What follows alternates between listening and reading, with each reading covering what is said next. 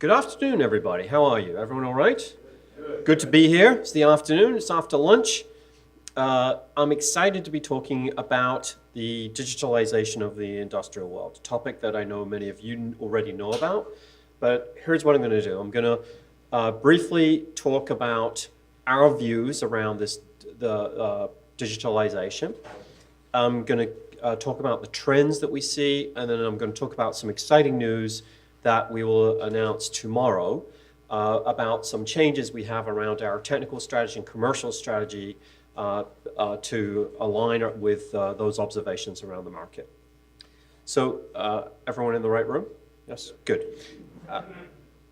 So first off, this idea of digitalization of the industrial world. This is not a new idea, but I want to put it in the context of other industries. So when you think of industries like retail or IT or financial services, these are industries that have already been digitized to a large amount. In fact, the productivity gains through digitalizations of those industries have already been delivered. Versus the industrial sector, and by that I include energy, buildings, food and bev, marine, and industrials. And these are perhaps the first industries that used digital technology back 30 years ago. But these are perhaps the industries that are the last industries to use technology at scale to digitalize them. And I think by any measure, you look around and you see how much is, for example, let's pick oil and gas. Average CapEx spend in oil and gas is $250 billion a year. A few years ago, that was $450 billion. But 250 is still a big number. And now add up the revenue from all of the vendors serving technology into oil and gas, and it is dramatically less than $250 billion. So this is another, one sign of the dramatic underpenetration of technology. The second point I would say is that increasingly we see signs in these customers, in these sectors, that they are ready for this transformation. 2 years ago, in their annual reports, they would rarely mention digital transformation or digital twin or Industry 4.0. Increasingly, they mention all of the above and talk about their digital transformation projects. One customer I was with in Abu Dhabi talked about oil and gas 4.0 as their digital transformation as an example. So it is into that market lens that AVEVA, which is a new company formed 12 months ago through the combination of the software from Schneider Electric software and the software from a traditional AVEVA business, an engineering business, were formed and brought together. The new business, AVEVA, is listed on the UK Stock Exchange. We have revenues of about $1 billion. We have a market cap of about $5 billion. And we're well on our way in terms of market leadership in some of the segments that we serve. I'll talk about that a little bit. We come at this point of digitalization from CapEx avoidance and digitalization from an OpEx avoidance. Meaning, we know that the customers in industrial are very good at procurement, and they're not looking to spend more money. Rather, they're looking to spend less money and to find efficient ways to do that. So our proposition to our customers is through digital technology, reduce your CapEx spend, reduce your OpEx spend, increase certainty of handover from engineering to operations, increase your efficiency of use of feedstocks in your process manufacturing facilities, for example. That's our proposition. So now let me bring a little bit back to a little bit more concrete. So we have very complicated operations environment. And in fact, these operations environments are very diverse. They have a lot of heterogeneity around them. They have multiple MES systems. They have multiple personas, multiple devices, multiple collaboration flows that run across them, many different applications, and they go through continuous change. And so really, our intent here is through data, through information, and through knowledge, is improve the performance of the operations in the context of the user that needs them. What that means is taking all of that disparate data very rapidly and presenting a single view onto that data, then you use machine learning and analytics to turn that into something that is actionable. And very concretely, this could mean preventing unplanned downtime. So for example, analytics around equipment that rotates, store the data from your operational system, run the analytics and machine learning, predict when that piece of equipment will fail, and return incredible savings back to the customer. This is our idea of digitalization in a very pragmatic and concrete step. So now I'll sort of now bridge to the news that we'll talk about, that we'll announce tomorrow. And this is around edge to enterprise. We recognize that we can leverage enterprise technology and other technology that is available cheaply and at scale. And this is another reason why I think this transformation is going to occur now for the industrial sector. It is because there are secular trends around areas like cloud, big data, analytics, augmented reality, virtual reality, that are available cheaply and at incredible scale that has never been available before. My joke is that the price of the cost of the lettuce in your refrigerator is declining less rapidly than the cost of cloud compute infrastructure. Cloud computing infrastructure is dropping so very, very quickly. And so by using specialty understanding of the industrial sector, all of the connectors and adapters to all that diverse equipment, together with specialty algorithms and analytics using the data, but with horizontal, cheaply available cloud computing capacity and horizontal analytics capacity, we think this is a transformative moment for the industrial sector. So what is edge to enterprise?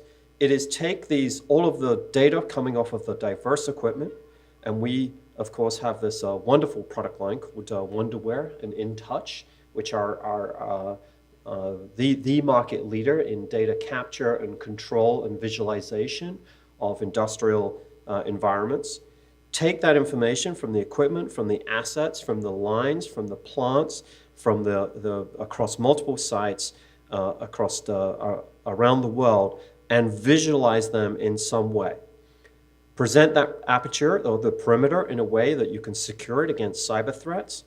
Apply it in a way that you can use those horizontal technologies that I just talked about, and apply it in a way that your users can get access to that in the context that they desire it. This is this idea of edge to enterprise. And so this is my last chart, is really our view on this digitalization of the industrial world. One is let's bring operational and performance insights through this enterprise agility. That means democratization through this information, industrial IoT enabled and cloud ready. And I want to talk about that for a second, cloud ready. Because this is not just a technical journey, but this is a commercial journey. So if you think today, many of the vendors, their commercial strategy is not aligned with the commercial strategy of the companies that we're trying to serve in the industrial sector. So for example, many of these customers are operationally OpEx driven, and many vendors try to sell to them through a CapEx cycle. So we've made some decisions about how we sell our products and take them to market that we think better aligns with our customers and give them better flexibility. Second, break down the departmental silos and bridge this IT to OT gap using publicly available capability like cloud computing capability from Microsoft Azure or Amazon AWS. Provide traceability from engineering, the 3D design of process manufacturing facilities. Integrate simulation capabilities into the process design. I'll say that again. Bring process simulation into the front-end engineering design, so its simulation is integrated with the engineering cycle. And then make that information available in an operational view so that when you're looking at a pump that is about to fail, you can not only just look at the operational data from that pump, but you can bridge all the way back to the 1D, 2D, 3D, 4D data associated with that pump in the context of the overall design. And do that for brownfield and greenfield environments. And then finally, move quickly. look, at some level, all vendors' charts look the same. The only difference is speed and delivery and certainty and reduced risk. So what this means is deliver in a matter of weeks, not months or years, to deliver that actionable insight. Shift the software solution cost from CapEx to the operating of budgets, and deploy hybrid. So have the ability to run your data on-prem inside the OT environment, have the ability to flow that data into a cloud or a hybrid cloud environment, and run analytics across data lakes of data sitting across different operational environments. And then finally, not just a technical architecture around hybrid, but a subscription-based architecture, one that allows customers, if they so choose, to subscribe to that capability and scale their usage as their needs require. And stop with the model where customers have to buy in advance all the capability they need. Rather, allow a customer to flex up or down based on how much they need from an operational point of view. And so this brings me to the news that we'll talk about tomorrow, where we are announcing all of our monitoring and control software, which includes InTouch, it's InTouch HMI, InTouch Edge, our system platform, our Historian, all of our Insight products, essentially our Wonderware portfolio, that will be available not only to run on-premise as they are today and have done for many, many years and have many thousands of customers around the world, but also allow those products are now available in the cloud, running in the cloud, so that you can, and also running in a hybrid mode, so you can run in the cloud and on-premise and flow data from your on-premise environments into the cloud environments if you so choose.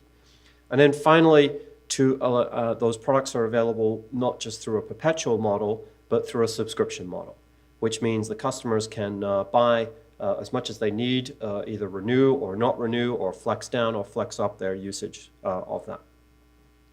You'll see tomorrow that we'll cover one of our customers called Abu Dhabi National Oil Company, ADNOC.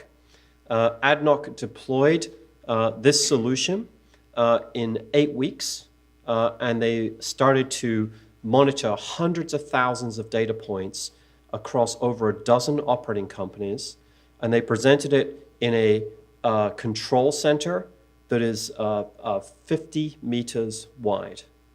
That's 150 feet for my American friends. They were able to visualize all of the data from these operating companies to look at the data flowing through all of the upstream, midstream, and downstream capability. They're able to do that very rapidly.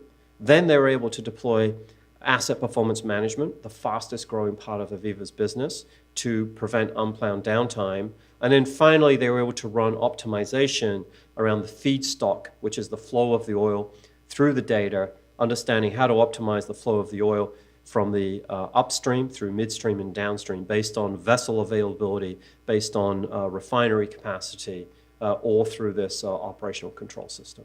So rework, that's really these 3 points that they did. They provided visual performance insight into their business so they could see how their business is running, not how they think it's running. They broke down departmental silos across those over a dozen operating companies. And third, they moved unbelievably quickly to deliver that. So with that, let me pause and be happy to take any questions or observations or commentary.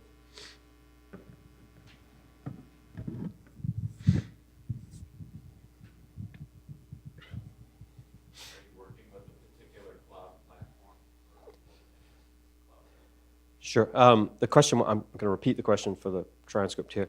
The question was, are we working with any particular cloud platform, or will any cloud do? That sounds like a good song, any cloud will do. We actually optimize around Azure IoT. We like Azure IoT. We also run on Amazon AWS. We will pin it to a particular instance of one of those cloud environments. So for example, if in certain countries, through legislation, they support cloud, but insofar as the data does not leave the perimeter of that region or country. And so the cloud providers have stood up cloud environments in those geographies, and we can allow the customer to pin the workload to an Azure or AWS environment in that country. No, like a Azure. Yeah, it's like so you're deploying, you would deploy it on Azure IoT, and you'd say, I want to deploy on Azure IoT, but I want to deploy it on Azure IoT in Germany. So be sure that I want to be sure that the instance you, AVEVA, use for me is always in Germany.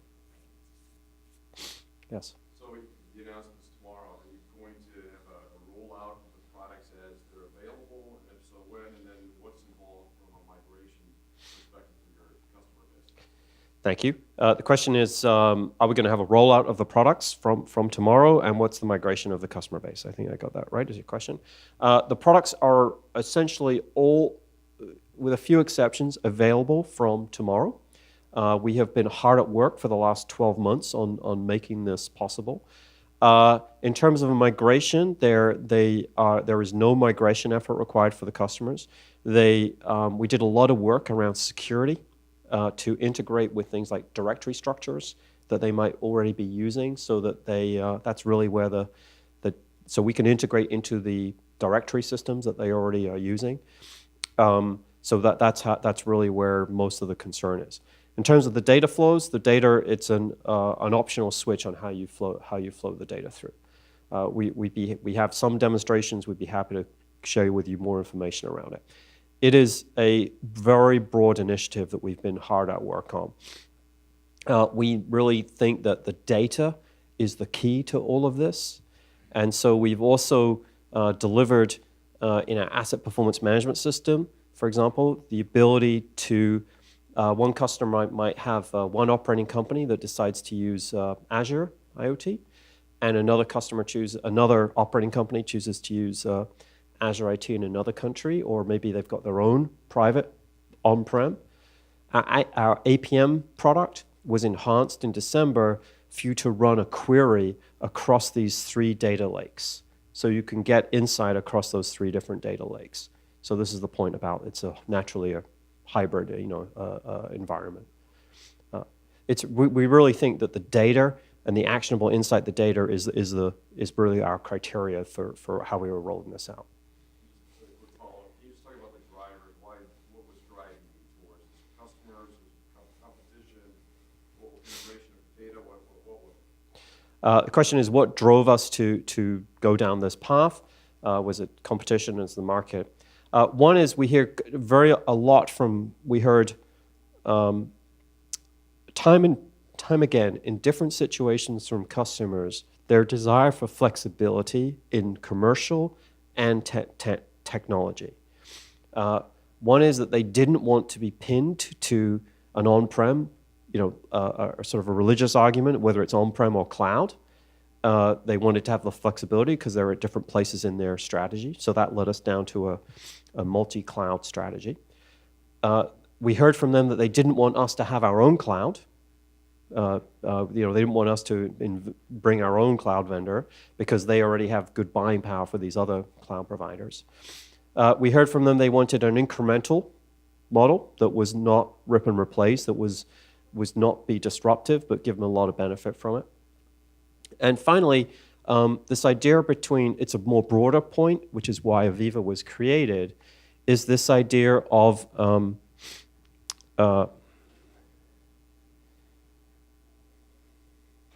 this idea on this wheel, if you see between engineer, procure, and construct, EPCs, which is the engineering, the design, the upfront design, that's the CapEx cycle. Asset performance is more, and monitoring control is around the OpEx cycle. We heard from them that they wanted to reduce the risk and the time from design to handover, to operations. And so they wanted to reduce that. We asked them what's their biggest pain point, and it's the handover. Because typically these are different budgets and different people within an organization. So we said, well, what could we do to reduce handover time?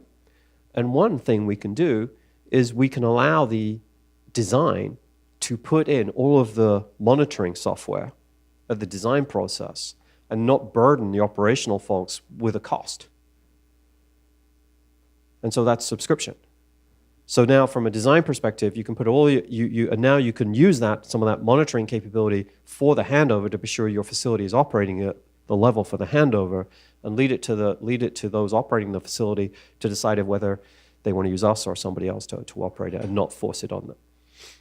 That was, I mean, it was a little bit of a longer answer to your question, but we looked at so many of these data points, and we said we have to adjust our commercial model and our technology model in order to align with it. And what made it possible is that we invest $130 million a year in R&D, $130 million in pure R&D.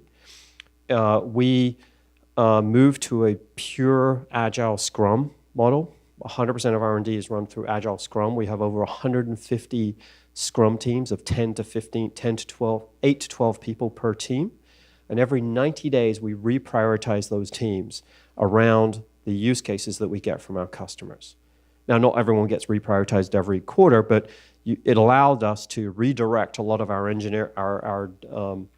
R&D effort more around what customers were asking it for, and allowed us to be more responsive.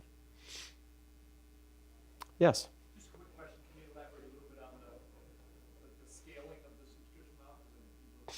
One of our products is historically been by tag count, that kind of licensing. But now you've got tag count and maybe data volume as well.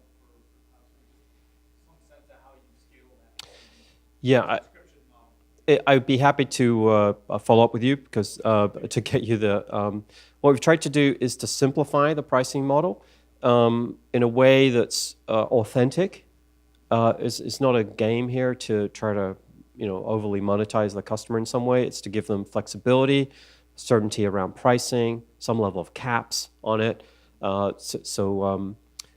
the other point here is around the subscription. When customers would run these operational facilities to run to fail, monitor it until it falls into the ocean or something. If they want to do that, then they can keep doing that. They can keep buying perpetual software. We're not taking that option away from them. It's really just a choice. If they so choose that they want to do upgrades and keep bringing in the best practices that we're learning every day, and there's been a lot of advancements here. We have 70 PhDs who work for us, who are every day coming up with new techniques. And if they want to take advantage of some of those, we think a subscription is a way that they can tap into that. And also it places the tension in the right places, because we're motivated for the customer to renew the subscription. And so therefore that drives us to enhance and upgrade and make it easy for them to take that new capability without pain of upgrade. And so it just places the balance in the right place. It's very polite. Thank you very much.